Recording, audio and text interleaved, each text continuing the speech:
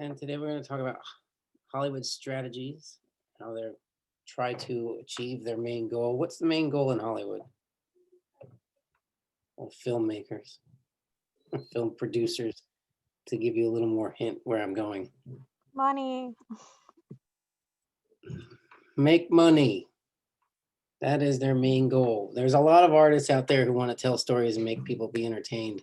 And thank goodness there are. The producers, or at least the studio heads, they want to make money. So we're going to talk about the things that they do in an effort to turn an art form into a cash flow. So let me set up my screen here.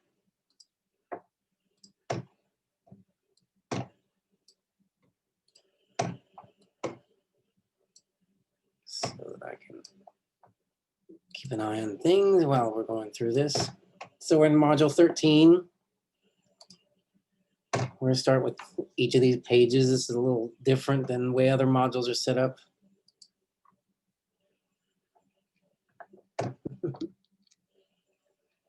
All right, so Hollywood employs numerous strategies to ensure movies make money.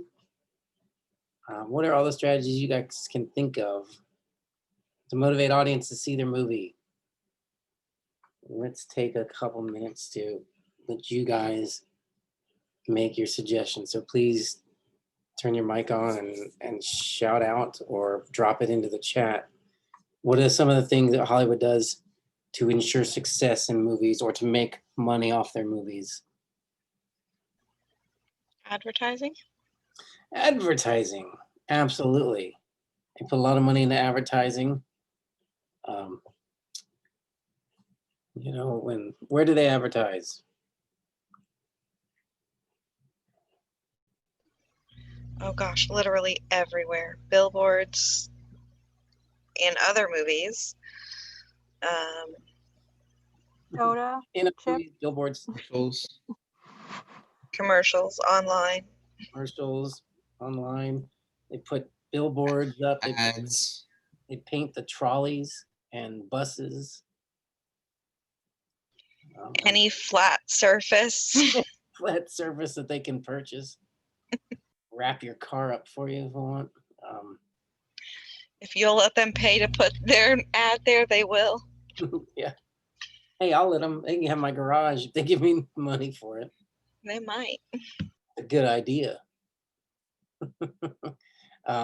Cast big stars, absolutely, Carter. They try to get big names. Big name actors are a huge pull. What else do they do?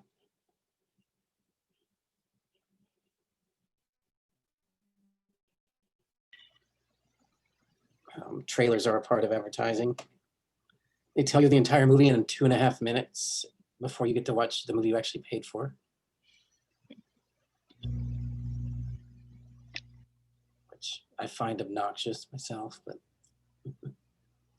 after just every trailer I've seen, I say, "Oh, good! Now I don't need to see that movie." I got the story, everything. I like when they start selling their merchandise before the movie even comes out. Merchandising, absolutely. Love merchandising. Spaceballs in the mail, the lunchbox.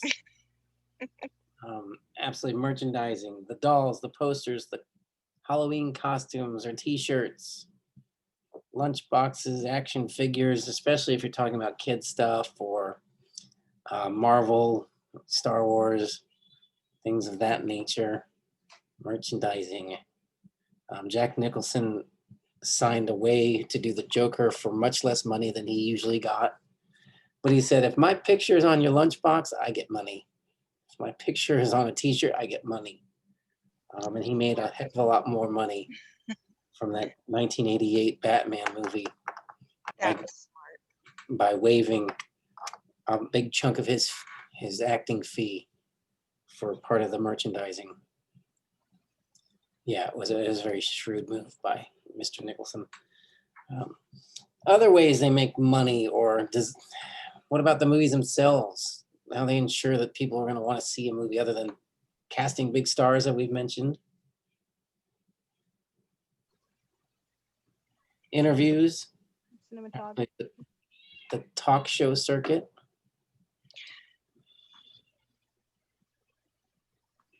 Maybe like location and like I know that that a lot of movies are trying to get like Chinese audiences, so they're filming and casting actors to kind of group together like the big stars of American movies with like the familiarity. I recently watched Taken, like that was, I think that's what it was called. It had Idris Elba and Richard Madden, and then the rest of the cast was like French, and so stuff like that they're like, oh, we can get our people and we can get the renown of our country. We cast this way, but then we bring in Idris Elba to kind of get the American audience, and then we'll get everyone else. Yeah. That's it. Grabbing the directors or screenwriters that have recently had a big hit. Absolutely capitalizing on big name directors or writers as well.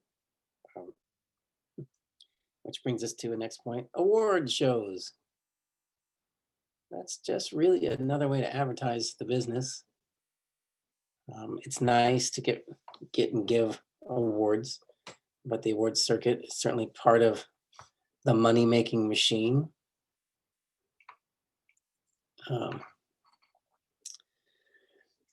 And there's more. One of the things that I think the reason I talk about the 3-act structure so much, it's a big part of keeping that audience glued to it and giving them the excitement when they need it most as well. I'll go back and see what's in the presentation. That was a good list, everybody. Following strategy are used in the filmmaking process. Genre. If we know we have an audience for Westerns, we'll make Westerns. We know we have an audience for romantic comedies, an audience for horror, an audience for science fiction. And that ties directly into advertising and marketing. If you know who likes Westerns, then you know how and where to market the movie. So is this You why know is this why you see like it seems like there's always the same style of movie coming out in big chunks? Or like it'll be a big trend towards action movies for a while, and then like a big trend towards the romantic comedy, and now like we have this big trend towards like the hero movies. Right. Yeah, it is. It's kind of a copycat business. I remember that it used to be every summer there'd be 2 blockbusters with the same exact plot. It was like one studio started production on something, the other studio's like, oh, find me a script like that. Like it was Leviathan came out at the same time as the one with Ed Harris. Or was he in that one? And so it was like every summer there was 2 at sea disasters movies, and then there was 2 at under the sea science fiction movies, and certainly with the Marvel universe, of course, that's all under one studio, but you're going to see the DC universe trying to come out at the same time. If a psychological thriller does really well, then you're going to see a whole bunch coming down the pike. They're trying to grab hold of that audience and keep the momentum going with those people. So yeah, that's definitely happens. All right, I mentioned the 3-act structure, using the formula for structuring stories to keep them compelling. Adaptations, remakes, and I didn't write it in here, maybe it's on the next page, and sequels. Perhaps I should add that there. If you're doing an adaptation, you have people, if it's a book, people have already read the book, and you're trying to get them, it's a successful story already because it's been a successful book. Remaking something, it was successful. We're going to do Blade Runner, and then 20 years from now, we'll probably do it again. And those types of things, adaptations from TV shows, you have built-in audiences. And if you look at those adaptations from TV series from the 80s that made it into the big screen in the 2000s. They really weren't targeting the same target audience. They were targeting the same people 20 years later, 25 years later, and hoping to roll some new people into the fold of the success of those TV shows. And then we already mentioned casting famous actors.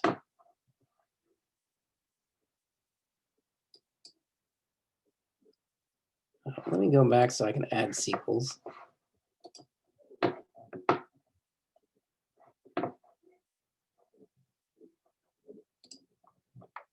Use another and.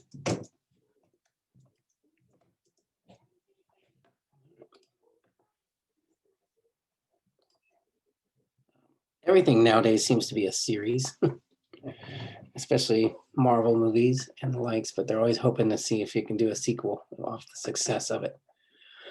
All right, we talked about advertising, television, radio, billboards, buses, trains, planes, and automobiles, et cetera, et cetera.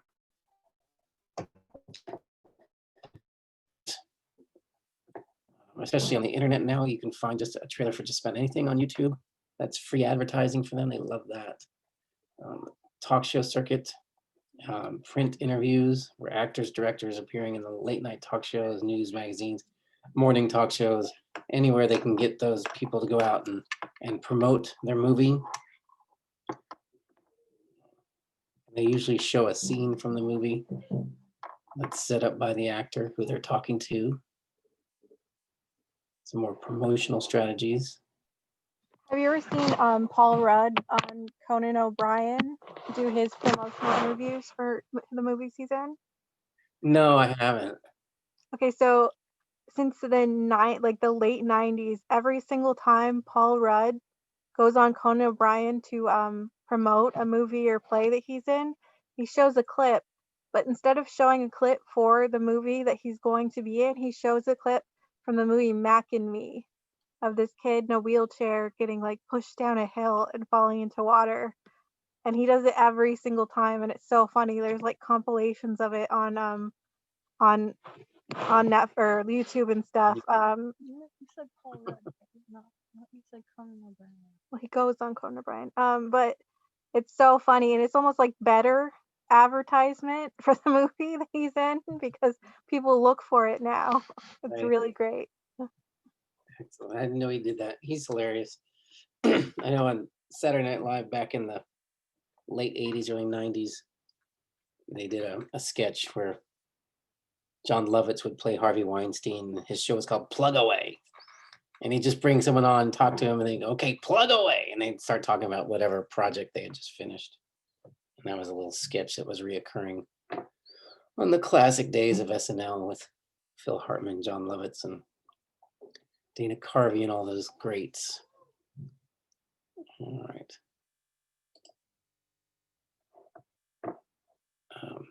All right. Events, promote movies, film festivals, award shows, and premieres when they release the movie, special engagements, film festivals, Sundance, Cannes, Toronto, just to name the big ones. There's certainly many, many, many film festivals. I believe San Diego Film Festival would have happened recently if we weren't in the middle of a pandemic. These events showing numerous films promote the films and the filmmakers as well as movies in general. They're also where independent films go to get distribution and not just awards and recognition.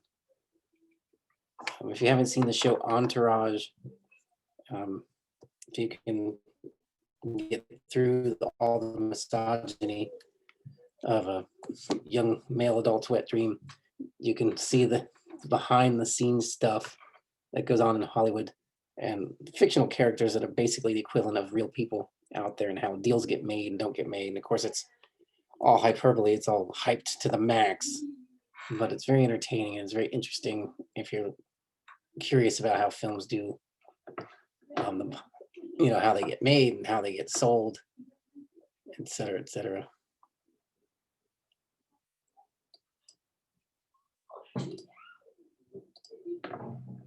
Okay.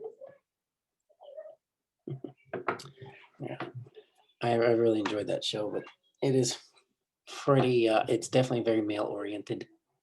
Okay. Academy Awards, Golden Globes, MTV Movie Awards, and other award shows. These events do an amazing job of promoting movies and actors, writers, and directors. Maybe not so much the writers, but certainly directors. And the winners will get a lot of publicity, free publicity to go see that movie. It's why they even launch campaigns throughout Hollywood to try and get the Academy to recognize their movies.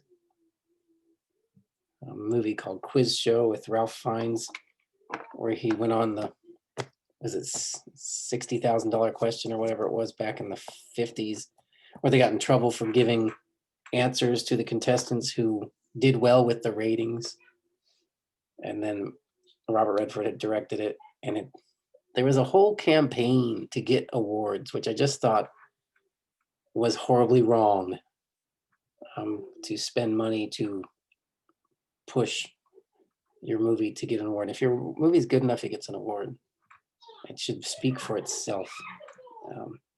And then I also thought that the 2-part Happy Days episode where Richie Cunningham was on the show and they gave him the answers to the questions actually dealt with the dilemma better than the 2-hour-plus long movie starring Ralph Fiennes. And what is his first name? Turturro. I'm spacing on his first name right now. But anyway, they did not get an Academy Award. But certainly is big. It's a big promotion to just get nominated and to win for best movie or best directing. Best acting is always going to help promote that movie. Any other questions or comments?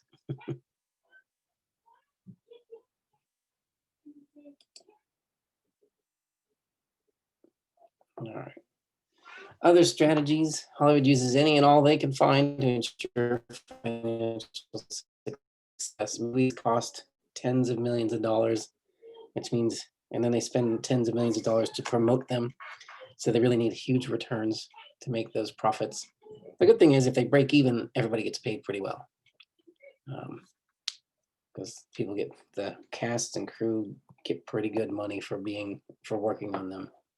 And of course the stars get really good money, or amazingly good, or profoundly good money. We talked about merchandising, toys, posters, t-shirts, anything they can stamp a name or logo on or an image on to promote the movie. We just done critics and reviews, getting that positive reviews in the media, TV, newspapers, websites like Rotten Tomatoes and others are a huge boost to movies' appeal. As I think some of you said, you go to look at either Rotten Tomatoes or somewhere else to figure out if you want to go see it. And now social media, getting the word out on social media platforms can help tremendously.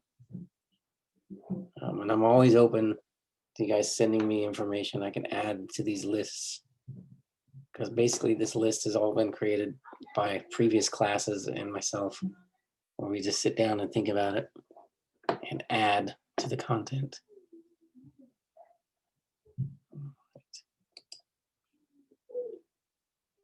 All right, that's next week. So we don't need to do that.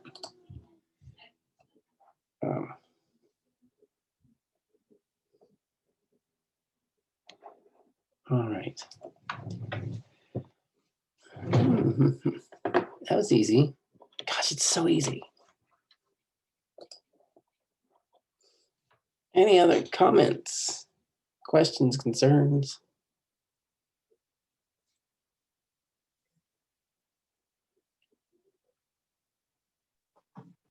When you were talking about that movie with Ralph Fiennes in it, it reminded me of like Korean pop stars and like like personalities that they have like these shows where they kind of put them through the paces of game shows. It's kind of like a interview, but they have them like doing these crazy things like doing gymnastics or like playing games, and like they have like the things like Hollywood Game Night now and stuff. And it's kind of its own little genre. Like they always kind of had celebrity editions of game shows, but like especially the Korean ones, I was always like, yeah, I wish we like, made celebrities risk death sometimes, like some of these shows that they would are so ridiculous, but so fun to watch. To be like, we're gonna have you promote your show, but we're also gonna have you put on a sumo suit and wrestle this other person, like crazy stuff like that. That reminded me of that. Like that's pretty amusing.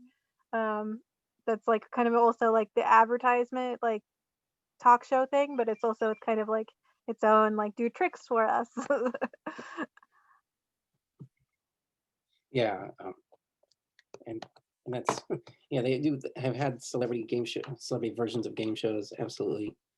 And I always wonder how these shows get away with it, and now we have American Ninja and the other one, 16 Ways to Die on a Game Show or something like that. But I always wonder, they must sign 16 different waivers before they perform on those shows, because it really could get hurt.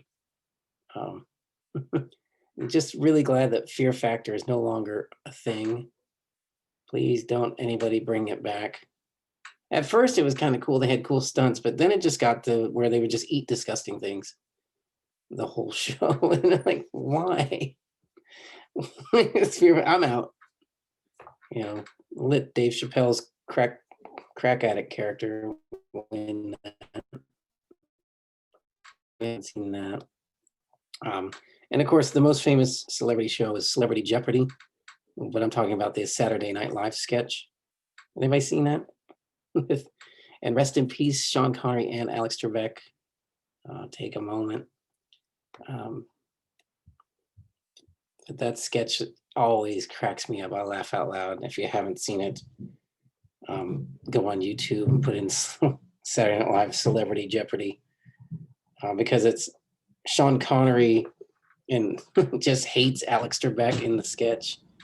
and then the other thing is just basically how incredibly dumb celebrities are is the main.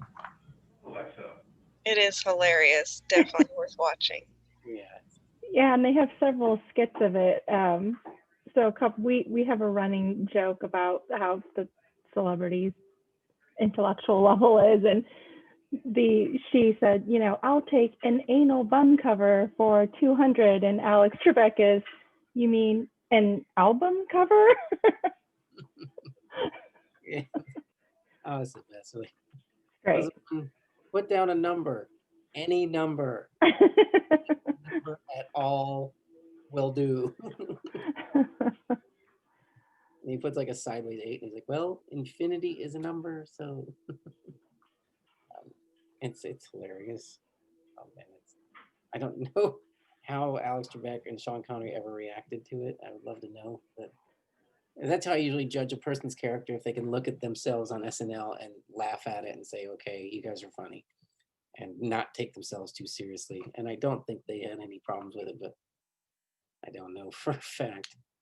I just thought it was ironic that within a week, unfortunately, both of them passed away. And thank you, Kelsey, for the Paul Rudd link. I'll have to check that out.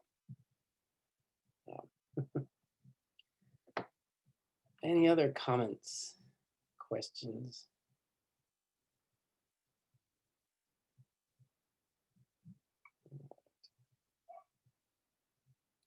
Stop recording.